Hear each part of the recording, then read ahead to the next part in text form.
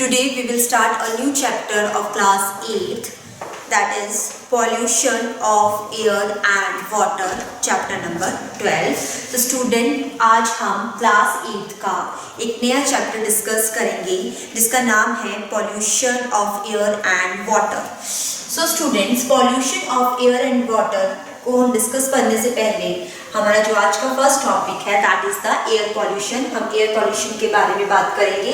जैसे कि सभी स्टूडेंट्स को पता है, we all of you know that it is the main serious problem today. This is a serious problem. So air pollution is a serious problem. It is defined as the contamination of air with unwanted harmful substances. It is determined to human beings, plants. It is detrimental to human beings, plants, animals and property as well as to the environment. ठीक है students, तो क्या बोल रहा है कि air pollution जो है वो एक बहुत बड़ी सीरियस प्रॉब्लम है. ये कैसे होता है कि एयर में कुछ अनवांटेड हार्मफुल सब्सटेंसेस आ जाते हैं और हमारी एयर जो होती है वो कंटामिनेट हो जाती है. सो ये जो डेट्रीमेंटल है, ये जो एयर है ये डेट्रीमेंटल मीन्स ये हार्मफुल है. किसके लिए? ह्यूमन बींग्स के लिए भी, प्लांट्स के लिए भी, एनिमल्स के लिए भी और प्रॉपर्टी के लिए भी. ठीक है, तो एनवायरनमेंट के लिए भी ये क्या है? हार्मफुल है एयर पॉल्यूशन जो है. नेक्स्ट हम देखेंगे एयर पॉल्यूटेंट्स क्या होते हैं. एयर पॉल्यूटेंट्स, सो एयर पॉल्यूटेंट्स जो होते हैं वो deteriorate air quality and affect the human health consequently. तो एयर पॉल्यूटेंट्स जो होते हैं स्टूडेंट्स, ये क्या करते हैं? एयर की क्वालिटी को खराब कर देते हैं. ठीक है, अब ह्यूमन हेल्थ को भी लगातार खराब करते चलते हैं. ह्यूमन हेल्थ में से बहुत ज़्यादा अफेक्टेड होती है. क्या होता है? Their ever increasing issues with human health has been attributed by the experts to deteriorating air quality. तो इसमें ये क्या बोल रहा है कि जो हमारे ये जो दिन प्रतिदिन जो इशू बढ़ रहा है, ये एयर पॉल्यूटेंट्स जितने ज़्यादा इंक्रीज हो रहा है हमारी एयर में और जो एयर को कंटामिनेट कर रहा है, तो ये क्या कर रहा है? यही एक जिम्मेवार है एयर की क्वालिटी को खराब करने के लिए. मतलब बोलने का मतलब है स्टूडेंट, इन एयर पॉल्यूटेंट्स की वजह से ही हमारी एयर जो होती है वो कंटामिनेट होती है, एयर की क्वालिटी को खराब कर देता है. ठीक है, और यही एक ह्यूमन हेल्थ को बिगाड़ने के लिए भी जिम्मेवार है. This is also has been inferred from high mortality rates and rush of patients in hospitals. Air pollutants that affect the human health are listed in the table below. ठीक है, इस एयर पॉल्यूशन की वजह से ही आपको देखने को मिलेगा कि हॉस्पिटल में पेशेंट से बहुत ज़्यादा रश होता है. ठीक है, मॉर्टेलिटी रेट जो है, मतलब मृत्यु दर जो है वो बढ़ रही है due to this air pollution. तो अभी हम देखेंगे क्या क्या है कैटेगरी एंड पॉल्यूटेंट्स देखेंगे. अगर हम टॉक्सिक गैसेस की बात करते हैं, जहरीली गैस, पॉइजनस गैसेस के बारे में बात करते हैं, तो आपके sulphur dioxide, carbon monoxide, methane, nitrogen dioxide and ozone, ये पॉल्यूटेंट्स में आती है. अगर हम टॉक्सिक ऑर्गेनिक केमिकल्स की बात करते हैं तो आपके फ्रीऑन्स, जिसको हम CFC क्लोरोफ्लोरोकार्बन्स भी बोलते हैं, और हाइड्रोकार्बन्स और उनके जितने भी डेरिवेटिव्स हैं वो भी पॉल्यूटेंट्स एज ए पॉल्यूटेंट्स की तरह काम करते हैं. अगर हम दूसरी चीज़ों की बात करें तो बायोलॉजिकल पॉल्यूटेंट्स भी होते हैं, जैसे आपके पॉलन्स हो गए, वो भी आपकी एयर को, डस्ट पार्टिकल्स हो गए, सूट हो गया. तो स्टूडेंट, सूट क्या होता है? जब ऑर्गेनिक फ्यूल का इनकम्प्लीट कंबस्शन होता है उसको हम सूट पार्टिकल्स बोलते हैं. ये सारे पॉल्यूटेंट्स में आते हैं. Air pollutants are released in the air through both the natural and man made processes and they can be divided into two categories as follows. Air pollutants जो होते हैं स्टूडेंट्स, वो एयर में रिलीज होते हैं नेचुरल तरीके से भी और मैन मेड तरीके से भी. ठीक है, इन मैन मेड प्रोसेसेस के थ्रू भी ये पॉल्यूटेंट्स जो होते हैं एयर में जाते हैं. ठीक है, अभी उनके बारे में हम डिस्कस करेंगे. तो एयर पॉल्यूटेंट्स को हमने टू कैटेगरी में डिवाइड किया है. जब हम फर्स्ट की बात करते हैं that is the primary air pollutants. Primary air pollutants कौन सी होती हैं? जैसे आपकी सल्फर डाइऑक्साइड होगी गैस, कार्बन मोनोऑक्साइड होगी, नाइट्रोजन ऑक्साइड होगी. तो ये क्या है स्टूडेंट्स? ये डायरेक्टली पावर प्लांट और इंडस्ट्री से ये निकलते हैं स्मोक के थ्रू और डायरेक्ट एयर में मिक्स हो जाते हैं. जो टॉक्सिक गैसेस डायरेक्ट एयर में मिक्सअप हो जा रही हैं उसको हमने प्राइमरी एयर पॉल्यूटेंट्स में रखा है। सेकंड हम बात करते हैं सेकेंडरी एयर पॉल्यूटेंट्स की।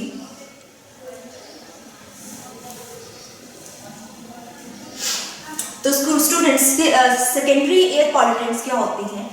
ऐसी पॉल्यूटेंट्स जैसे आपकी ओजोन गैस है, ठीक है, जो किससे बन रही है? केमिकल रिएक्शंस की वजह से बन रही है। और ये केमिकल रिएक्शंस किसके साथ हो रही है? जो आपके प्राइमरी एयर पॉल्यूटेंट्स हैं उनके साथ जब ये केमिकल रिएक्शंस होती है, मतलब डायरेक्ट एटमॉस्फेयर में नहीं जा रहे, पहले किसी और गैस के साथ वो रिएक्ट कर रहे हैं, फिर उसके बाद एटमॉस्फेयर में वो एंटर कर रहे हैं, तो उसको हम सेकेंडरी एयर पॉल्यूटेंट्स बोलते हैं। तो आपको टाइप्स क्लियर हो गए होंगे, primary air pollutants and secondary air pollutants क्या होते हैं, जो डायरेक्ट एयर में मिक्सअप हो जाते हैं, जैसे इंडस्ट्रीज से निकलने वाला धुआं, ठीक है, जितनी भी इंडस्ट्रीज हैं, आपकी फैक्ट्रीज हैं, तो डायरेक्ट जो है सल्फर डाइऑक्साइड, नाइट्रोजन डाइऑक्साइड, तो सॉरी नाइट्रोजन ऑक्साइड, तो ये क्या है? ये डायरेक्ट एयर के साथ मिक्स हो जा रही है, इसलिए हम इसको प्राइमरी पॉल्यूटेंट्स बोल रहे हैं। सेकेंडरी एयर पॉल्यूटेंट्स में सबसे पहले केमिकल रिएक्शंस होती है, फिर उसके थ्रू जो होता है वो एयर में वो एंटर करते हैं, that is a secondary air pollutants. Next हम देखते हैं कॉजेज ऑफ एयर पॉल्यूशन, हमारा नेक्स्ट टॉपिक है। तो कॉजेज ऑफ एयर पॉल्यूशन क्या है स्टूडेंट्स?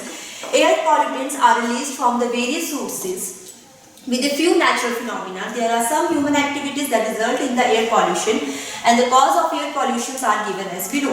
तो एयर को कंटामिनेट जो होता है, कंटामिनेट जो हो रही है वो मैन मेड भी होती है, प्रोसेस के थ्रू, ह्यूमन एक्टिविटीज के थ्रू भी हो रही है, और कुछ नेचुरल प्रोसेसेस भी है। इसको हम वन बाय वन डिस्कस करेंगे कि एयर पॉल्यूशन का कॉजेस क्या है। सबसे पहले हम नेचुरल प्रोसेस की बात करते हैं। तो स्टूडेंट्स आपको ये पिक्चर शो हो रही है, विजिबल हो रही है स्क्रीन पे, तो ये है वोल्केनिक इरप्शन। यहाँ पे हमारी वोल्केनिक इरप्शन हो रहा है। तो वोल्केनिक इरप्शन से क्या होता है? ये एक नेचुरल फिनोमिना है जो एयर को पॉल्यूट कर रहा है। इसमें बहुत सारी poisonous gases, dust storms and strong winds increases the amount of dust in air and forest fire produces the smoke. ठीक है, तो इस वजह से क्या हो रहा है? वोल्केनिक इरप्शन से कुछ ऐसी गैसेस जो होती हैं वो रिलीज होती हैं, ठीक है, बहुत सारे, जैसे धूल के तूफान चलते हैं, ये स्ट्रॉन्ग विंड्स चलती हैं, ठीक है, तो एयर में डस्ट की एंट्री हो जाती है, मतलब वो डस्ट एयर में हमारी एयर को कंटामिनेट कर देती है। कभी कभी जंगलों में आग भी लगती है, वो भी एक एयर पॉल्यूशन का कॉज है। सेकेंड, हम थर्मल पावर प्लांट के बारे में बात करें। जैसे इलेक्ट्रिसिटी पावर होते हैं, जनरेटिंग इलेक्ट्रिसिटी पावर्स होते हैं, आपके थर्मल पावर्स हैं, ठीक है, प्लांट्स हैं जो कि कोल से चलते हैं, कोयले से चलते हैं। तो ये students carbon dioxide, carbon monoxide, sulphur dioxide and particulate matter. Particulate matter का मतलब होता है इतने छोटे छोटे सॉलिड्स पार्टिकल्स जो कि एयर में फ्लोट करते हैं, उसको हम पर्टिकुलेट मैटर बोलते हैं। छोटे छोटे कण होते हैं, सॉलिड फॉर्म में होते हैं और एयर में फ्लोट करते हैं। तो ये सारी जो है ये इन प्लांट से, इन पावर स्टेशन से ये चीजें जनरेट हो रही है, रिलीज हो रही है, क्योंकि ये सारी किससे चल रही है? कोल से चल रही है। तो इन लार्ज अमाउंट्स में ये प्रोड्यूस होते हैं और एयर पॉल्यूशन को कॉज करते हैं। थर्ड, हम इंडस्ट्रीज की बात करते हैं। Number of industries use large quantities of the fossil fuels, ठीक है। मेनली जब हम देखे जाए तो इंडस्ट्रियल एमिशंस, ये आपको धुआं दिख रहा है, स्मोक दिख रहा है, तो ये जितनी भी इंडस्ट्रीज है मेनली ऑर्गेनिक फ्यूल्स से चलती हैं, हमारी फॉसिल फ्यूल्स से चलती हैं। जब ये फॉसिल फ्यूल्स चलते हैं तो बहुत सारा कार्बन डाइऑक्साइड मैसिव अमाउंट में निकलती है। मैसिव मीन्स बहुत ज़्यादा अमाउंट में। तो depending upon the chemicals used, various pollutants such as nitrogen dioxide जो कि फर्टिलाइजर इंडस्ट्रीज में यूज होता है, पर्टिकुलेट मैटर जो मैंने अभी बोला वो ऑयल रिफाइनरीज से ज़्यादा निकलता है, एंड सल्फर डाइऑक्साइड जो sulphur acid, sulphuric acid manufacturing industries में से ज़्यादा निकलता है या फ्यूल से ज़्यादा निकलता है। सीमेंट और पेपर इंडस्ट्रीज से भी ये आपका सल्फर डाइऑक्साइड ज़्यादा रिलीज होता है। तो ये क्या करते हैं? इंट्रोड्यूस होते हैं एयर में, जो कि एयर पॉल्यूशन कॉज कर रही है। नेक्स्ट, हम व्हीकुलर एमिशंस की बात करें तो जितने भी आपके व्हीकल्स हैं, ऑटोमोबाइल्स हैं स्टूडेंट्स, ठीक है, for the addition of the pollutants to the air, ये भी एयर में पॉल्यूटेंट्स को इंट्रोड्यूस करते हैं। हमारे जो इंजन्स हैं, जो व्हीकल्स के इंजन्स जो होते हैं, जब वो फ्यूल्स के साथ बर्न करते हैं तो कंबस्शन ऑफ चैम्बर जो होता है, जिसमें चैम्बर में कंबस्शन जो हो रहा है उसमें लिमिटेड सप्लाई ऑफ ऑक्सीजन की होती है, मतलब यूनिफॉर्मली नहीं होती, कम और ज़्यादा होती है। जिस वजह से क्या होता है, आपकी कार्बन मोनोऑक्साइड रिलीज होती है और कार्बन डाइऑक्साइड भी रिलीज होती है, स्मोक भी रिलीज होता है, जिस वजह से क्या होता है, ये एयर को पॉल्यूट कर रहा है। अगर हम टेट्राइथाइल लेड की बात करें जो एक एंटी नॉकिंग एजेंट का काम करता है, तो एंटी नॉकिंग एजेंट क्या होता है, ऐसा सब्सटेंस जो क्या करता है, अगर हम उसको फ्यूल के साथ मिक्स करें तो वो एफिशिएंसी बढ़ा देता है। ठीक है, तो एंटी नॉकिंग एजेंट कौन सा बताया है, टेट्राइथाइल लेड, कभी कभी आता भी है ये। Tetraethyl lead anti knocking agent का काम करता है। With petrol results in the vehicular emissions of lead, which is a poisonous to the human beings. तो ये हमने कॉजेस के बारे में बात की स्टूडेंट। नेक्स्ट हम देखते हैं माइनिंग ऑपरेशंस देखते हैं। तो माइनिंग ऑपरेशंस में अगर हम देखा जाए तो क्या बोल रहा है, हाँ, माइनिंग जैसे हम मेटल की माइनिंग करते हैं, कोल की माइनिंग करते हैं, वो हमारे मॉडर्न वर्ल्ड का एक इम्पॉर्टेंट पार्ट है। बट क्या देखा जाए, जब ये माइनिंग ऑपरेशंस होती हैं तो इसके साथ बहुत सारे पर्टिकुलेट मैटर और डस्ट रिलीज होती है, ये आपको पिक्चर में शो हो रहा है, जो कि एयर पॉल्यूशन का कॉज करते हैं। डोमेस्टिक एक्टिविटीज के बारे में बात करें तो आप अपने घरों में चारकोल जलाते हो, लकड़ी जलाते हो, काउडंग केक्स जलाते हो, एग्रीकल्चर रेजिड्यूज जो होता है, जो खेतों में वो रेजिड्यू जलाया जाता है, या कोई भी डोमेस्टिक एक्टिविटीज है जो कि इनडोर पॉल्यूट करती है एयर को। टोबैको स्मोक भी एक मेजर कंट्रीब्यूटर है इंडोर एयर पॉल्यूशन का। ठीक है, for the above mention causes of the air pollution it is evident that this activities contaminate the air by from discharging primary air pollutants, and primary air pollutants give rise to secondary air pollutants and both have adverse effect on the environment। तो क्या बोल रहा है, जितने भी हमने ये causes पढ़े स्टूडेंट्स, तो ये क्या कर रहे हैं, एयर को पॉल्यूट कर रहे हैं। इन कॉजेज से इनकी वजह से प्राइमरी पॉल्यूटेंट्स जो होते हैं वो रिलीज होते हैं। ये प्राइमरी पॉल्यूटेंट्स जो होती हैं फिर सेकेंडरी पॉल्यूटेंट्स को बढ़ावा देते हैं, जिस वजह से क्या होता है, एयर जो होती है हमारी कंटामिनेट होती है। नेक्स्ट हम पढ़ते हैं इफेक्ट्स ऑफ एयर पॉल्यूशन। तो एयर पॉल्यूशन के क्या क्या इफेक्ट है स्टूडेंट्स, सबसे पहले हम बात करेंगे, yes, air pollution is harmful to human beings in many ways. It takes its toll by damaging the human health and property. Different air pollutants impose the different threats, and when put together they have the substantially negative influences. Therefore it is advised to consider the air pollutants one at a time to figure out their ill effects. So first is the sulphur dioxide causes the respiratory problems. हमने देखा कि कुछ industries जो है वो sulphur dioxide से release होता है मैसिव अमाउंट में। तो स्टूडेंट्स, ये जो सल्फर डाइऑक्साइड है ये रेस्पिरेटरी प्रॉब्लम्स कॉज करती है ह्यूमन बींग्स में, जैसे आपका एस्थमा हो गया। ठीक है, ये रेस्पिरेटरी ट्रैक को डैमेज कर देता है, हमारे लंग्स को खराब कर देता है, और ये सल्फर डाइऑक्साइड सेकेंडरी पॉल्यूटेंट्स को भी राइज अप करती है, जैसे आपकी सल्फर ट्राइऑक्साइड हो गया, सल्फ्यूरिक एसिड हो गया। अब आपको पता है सल्फ्यूरिक एसिड जब रेन वाटर के साथ मिक्सअप होता है तो ये इसमें रेन वाटर की एसिडिटी बढ़ा देता है, जिसको हम एसिड रेन भी बोलते हैं, जो agriculture, monuments, buildings, even skin, human skins के लिए भी बहुत ज़्यादा अफेक्ट करता है। सेकेंड, हम नाइट्रोजन डाइऑक्साइड की बात करें तो ये भी रेस्पिरेटरी प्रॉब्लम्स कॉजेज का होती है, इससे भी। ठीक है, ये भी नाइट्रिक एसिड फॉर्म करता है। नाइट्रिक एसिड जो होता है वो भी एसिड रेन का इंपॉर्टेंट कंपोनेंट है, और harmful consequences of the rain acid already known to us कि क्या क्या प्रॉब्लम्स आ सकती हैं। ऑक्साइड्स ऑफ कार्बन की बात करें तो जो भी ऑक्साइड्स है कार्बन के वो हार्मफुल इफेक्ट्स जो होते हैं, इफेक्ट्स डालते हैं।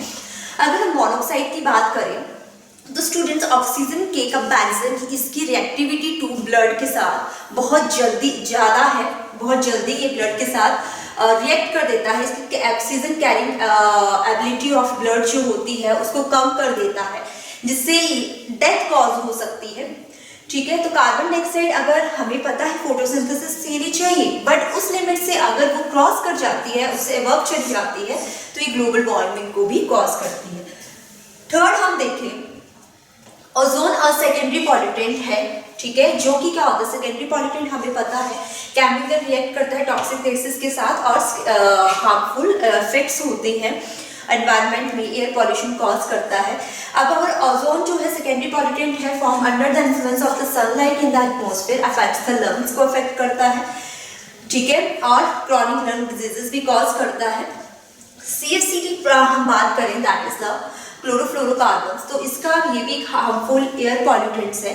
तो इस वजह से क्या होता है, CFC से हमारी ओजोन लेयर जो होती है, ठीक है, वो क्या हो रही है, वो डिप्लीट हो रही है, जिस वजह से यूवी रेस जो होती हैं वो एंटर कर जाती हैं हमारी अर्थ सरफेस में और स्किन और आइज को वो प्रॉब्लम करती हैं। ये देख सकते हो आप कि skin affected by the ultraviolet rays, ठीक है, तो स्किन कैंसर भी कॉज करती है। एंड स्मोक की बात करें, जो स्मोक फोक के साथ सर्दियों के दिनों में मिक्सअप हो जाता है तो स्मोक बनाता है, जिससे एस्थमा होता है, विजिंग कफ होता है, आईज में इरिटेशंस होती है, नोज में इरिटेशंस होती हैं, ठीक है, are the common problems that smoke give rise to. नेक्स्ट हम बात करें SPM की, that is the suspended particulate matter, तो ये रेस्पिरेटरी प्रॉब्लम्स कॉज करता है और ब्रोंकाइटिस और एस्थमा भी कॉज करता है। तो स्टूडेंट्स, आज हमने इसके इफेक्ट्स पढ़े एयर पॉल्यूशन के। नेक्स्ट टाइम हम ग्रीन हाउसेस इफेक्ट्स के बारे में पढ़ेंगे। So thank you.